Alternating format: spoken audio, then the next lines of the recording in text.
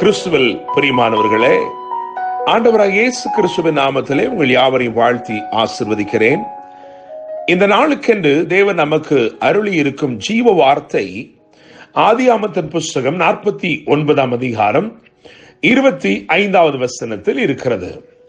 அந்த வசனத்தின் ஒரு பகுதியை நான் வாசிக்கிறேன். தேவனாலே அப்படி ஆயிற்று, அவர் உனக்கு துணையாயிருப்பார்.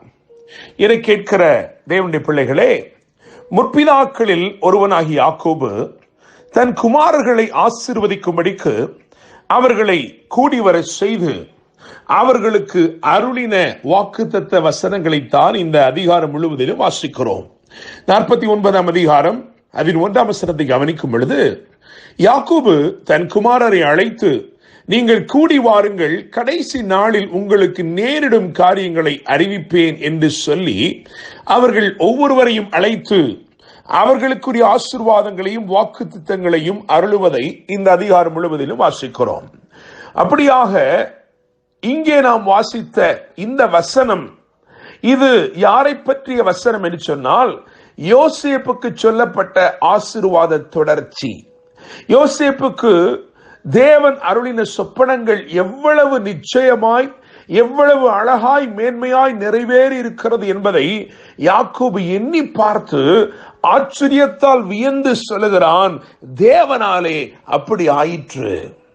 இவைகளெல்லாம் செய்ய மனிதர்களால் முடியாது. ஆனால் என்றோ சொப்பனங்களை அருளி அதை உண்மையாய் நிறைவேற்றக்கூடிய ஒரே ஒருவர் உண்டு என்று சொன்னால் அவர்தான் சர்வ வல்லவராகிய தேவன். எனவே அப்படி ஆயிற்று, தேவனாலே அப்படி ஆயிற்று என்று அங்கே யாக்கோபு சொல்வதை பார்க்கிறோம். எனவே கர்த்தர் இன்றைக்கு இந்த வசனத்தை நமக்கு வாக்குத்தத்தமாய் அருளி இருக்கிறபடியினால், தேவனாலே அப்படி ஆயிற்று, அவர் உனக்கு துணையாயிருப்பார் என்கின்ற வாக்கை அருளி இருக்கிறபடினால், நான் நம்புகிறேன், விசுவாசிக்கிறேன், ஆச்சரியமானவைகளை மிகவும் அதிசயமாய் தேவன் செய்து முடிக்கும் ஒரு நாளாய் இந்த நாள் இருக்கிறது. நான் திரும்பமாய் சொல்ல விரும்புகிறேன், ஆச்சரியமானவைகளை மிகவும் அதிசயமாய் தேவன் செய்து முடிக்கும் நாளாக இந்த நாள் இருக்கிறது. தேவனுடைய பிள்ளைகளே, இங்கே நான் ஒரு 3 காரியங்களை மாத்திரம் உங்களுக்கு வரிசைப்படுத்த விரும்புகிறேன்.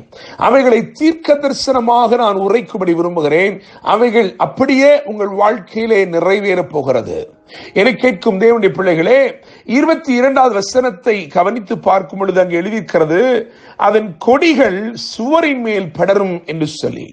யோசேப்பின் கொடிகள் சுவரின் மேல் படருமாம். யோசேப்பின் கொடிகள் என்றால் அவனுடைய பிள்ளைகள்.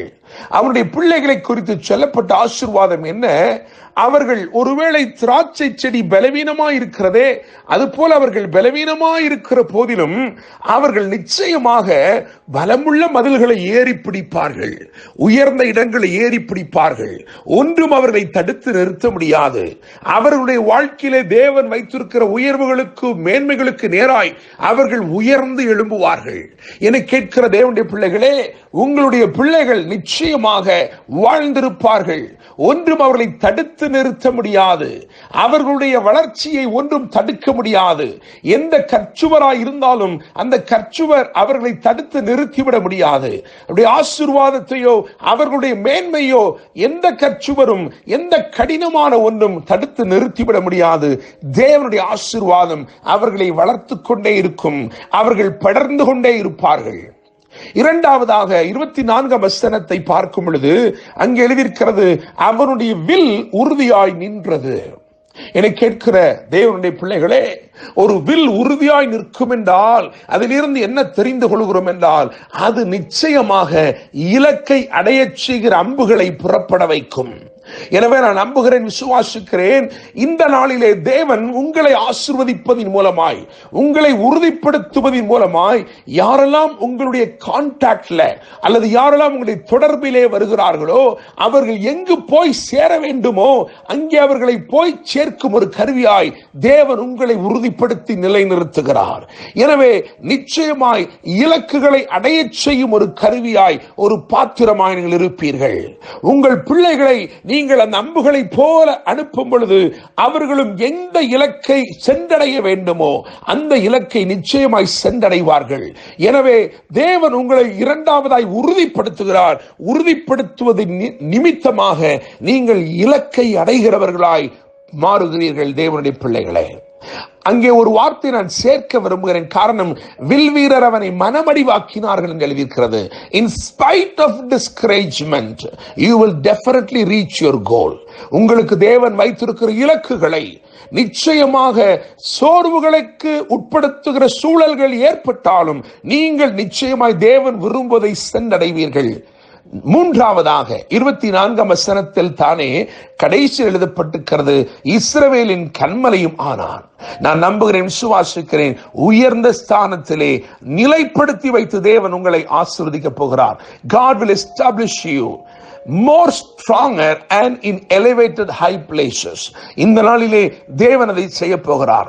இந்த 3 காரியங்களை உங்களுக்கு சொல்லி இருக்கிறேன். என்னை கேட்கிற தேவனுடைய பிள்ளைகளே, நிச்சயமாய் கொடிகள் சுவரின் மேல் படரும் என்று சொன்ன வார்த்தையின்படியே உங்கள் பிள்ளைகள் நிச்சயமாக எந்த கடினமான காரியங்களா இருந்தாலும், அவர்களை மறைத்து போடுகிற அடைத்து போடுகிற காரியங்கள் எதுவா இருந்தாலும் அதையெல்லாம் தாண்டி அவர்கள் வளர்ந்து தேவனுடைய நாமத்தை மேம்படுத்துவார்கள்.